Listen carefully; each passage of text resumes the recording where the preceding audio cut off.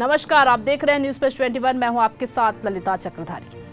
छत्तीसगढ़ चुनाव जीतने के बाद अब भारतीय जनता पार्टी प्रदेश में सरकार बनाने की तैयारियां तेज कर दी है। मुख्यमंत्री कौन बनेगा, अब ये भाजपा और जनता दोनों के लिए बड़ा सवाल हो गया है। भरतपुर सोनहत से चुनाव जीत कर आने वाली रेणुका सिंह की दमदारी का अंदाज आप इसी बात से लगा सकते हैं कि मोदी के मंत्रिमंडल में भी उनको जगह मिली है। पूर्व उप मुख्यमंत्री टीएस सिंहदेव के गढ़ में घुसकर उन्होंने कांग्रेस को न सिर्फ चुनौती दी है बल्कि सरगुजा की सभी सीटों पर पार्टी को चुनाव भी जितवाया है। रेणुका सिंह भरतपुर सोनहत एसटी सीट में कांग्रेस के गुलाब कामरों को बड़े अंतर से हराया। फिलहाल में रेणुका सिंह मोदी की टीम में अनुसूचित जनजाति विभाग की मंत्री है। इसके पहले रमन सिंह सरकार में भी वे मंत्री रह चुकी हैं।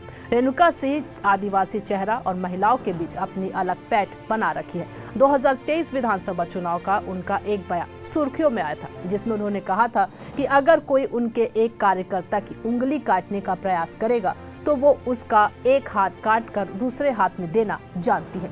रेणुका सिंह महिला के साथ साथ गोंड समाज में भी आती है, जो कि छत्तीसगढ़ का सबसे प्रभावशाली समाज है। अपने चुनाव प्रचार में भारतीय जनता पार्टी ने बार बार महिलाओं के विकास की बात उठाई थी। साथ ही केंद्र के महिलाओं के विकास में जोर की बात कही जाती है। बात करें 2023 विधानसभा नतीजों की, तो सरगुजा और बस्तर से जो भूपेश बघेल ने 2018 में अपने नाम किया था, वहां भारतीय जनता पार्टी इस बार भारी जीत हासिल कर पाई है। यही फैक्टर रेणुका सिंह को छत्तीसगढ़ में मुख्यमंत्री चेहरे की रेस में सबसे आगे कर दिया है।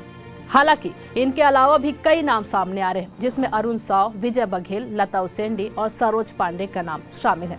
हालांकि यह भी कहना गलत नहीं होगा कि भारतीय जनता पार्टी छत्तीसगढ़ का अगला मुख्यमंत्री इनमें से न लेकर किसी और को बना दे, क्योंकि भाजपा सरकार को ऐसा करते कई बार देखा गया है। रेणुका सिंह की सियासी सफर की बात करें तो रामानुजनगर की भारतीय जनता पार्टी मंडल अध्यक्ष के रूप में हुई थी। इसके बाद वो 2003 में प्रेमनगर विधानसभा से पहली बार विधायक निर्वाचित हुई। 2008 में जीतकर रमन सरकार की महिला बाल विकास समाज कल्याण विभाग की मंत्री बनी। इसके बाद 2019 में सरगुजा लोकसभा सीट में सांसद बनकर केंद्र सरकार में अनुसूचित जनजाति विकास राज्य मंत्री के पदभार में है।